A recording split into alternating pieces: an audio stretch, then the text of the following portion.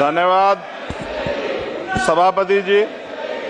मणिपुर देश का अभिन्न अंग है, वहां महिलाओं एवं बच्चों की सुरक्षा सुनिश्चित की जाए। यह केवल एक राज्य का नहीं बल्कि यह मुद्दा देश की अस्मिता और गरिमा से जुड़ा हुआ है। अतः वहां शांति व्यवस्था बहाल कर महिलाओं एवं बच्चों को सुरक्षित माहौल प्रदान किया जाए। मणिपुर की घटना की वजह से अंतर्राष्ट्रीय स्तर पर देश की छवि खराब हुई है। मुझे ऐसा लगता है ये तभी होता है जब सरकार को कुर्सी से ज्यादा प्यार होता है और जनता के हित से कम प्यार होता है। न्यूनतम समर्थन मूल्य किसानों को मिले, बिजली के बिल माफ हो, किसानों का कर्ज माफ हो।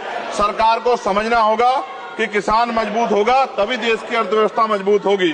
खाद पर सब्सिडी बढ़ाई जाए, यूरिया नहीं मिल रहा है, खाद का वितरण पारदर्शिता लाई जाए। यदि समय रहते सरकार ने संज्ञान नहीं लिया तो वो दिन दूर नहीं कि देश में खाद्य संकट हो जाएगा।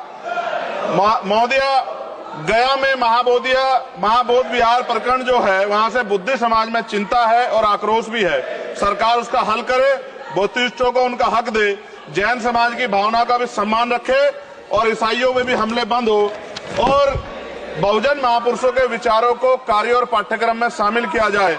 आज SC/ST पे एट्रोसिटी बढ़ रही है, जातिगत भेदभाव की वजह से बारातें रोकी जा रही हैं। अभी हाल की घटनाओं में कई ऐसी घटनाएं हुई हैं उत्तर प्रदेश में जहां जातिगत अपमान हुआ है। नगीना लोकसभा क्षेत्र में किसानों की मुख्य आय का साधन गन्ना उत्पादन है, लेकिन न गन्ने का मूल्य में वृद्धि हुई है और न ही मिल द्वारा समय पे भुगतान किया जा रहा है। गन्ना किसान मजबूत होगा तभी ग्रामीण अर्थव्यवस्था मजबूत होगी। साथ साथ SC/ST का प्रमोशन में रिजर्वेशन नहीं दिया जा रहा है, उल्टा निजीकरण करके नौकरी खत्म की जा रही है, बैकलॉग नहीं भरा जा रहा है, पुरानी पेंशन बहाल नहीं की जा रही है। ये सब बार बार मैं इसलिए बोलता हूं कि हमारे लोगों को पता लगे कि सरकार को उनकी परेशानियों से कोई फर्क नहीं पड़ता और वो समझे सरकार उनकी कितनी तेजी है। प्रधानमंत्री आवास योजना में जो मानक में बदलाव किया जाए, उससे बहुत से पीड़ित वंचित रह जा रहे हैं। कई बार ऐसा होता है और मैंने ये देखा अपनी आंखों से, किसी ने बरसात से बचने के लिए ईंटें लगा दी हैं, उनको मानक से बाहर कर दिया जाता है। इस वजह से वो परिवार इस सुविधा का लाभ नहीं ले पा रहे। खत्म करूंगा मैम।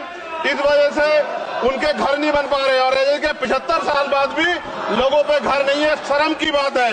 नगीना लोकसभा क्षेत्र में केंद्रीय विद्यालय खोले जाएं और जो पहले से संचालित केंद्रीय विद्यालय हैं उनमें किताबों से लेकर सभी आवश्यक एवं पर्याप्त सुविधाएं सुनिश्चित की जाएं ताकि क्षेत्र के बच्चों को गुणवत्तापूर्ण शिक्षा प्राप्त हो। और अंत में मैं खत्म करते हुए कहना चाहता हूं, अभी ईद का त्योहार आ रहा है, हम भी ये देखेंगे और देश भी ये देखेगा कि सरकार उनको कितनी मदद करा के उस आयोजन को, उस त्योहार को मनवाने में मदद करेगी, जैसे अन्य धर्मों को लगातार मदद कर रही है, क्योंकि भारत एक धर्मनिरपेक्ष राष्ट्र है। मोदी जी, खत्म कर रहा हूँ, खत्म करिए तो आवाज का हाल देख लो आप क्या करिए, कंप्लीट करिए प्लीज। भारत एक धर्मनिरपेक्ष राष्ट्र है, लेकिन मैं ऐसा समझता हूँ जिनकी सरकार है उन्हीं की बात होगी।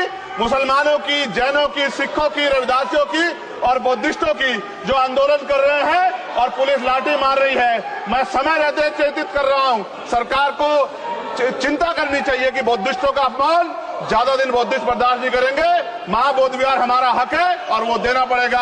आपका बहुत बहुत धन्यवाद। जय भीम, जय भारत।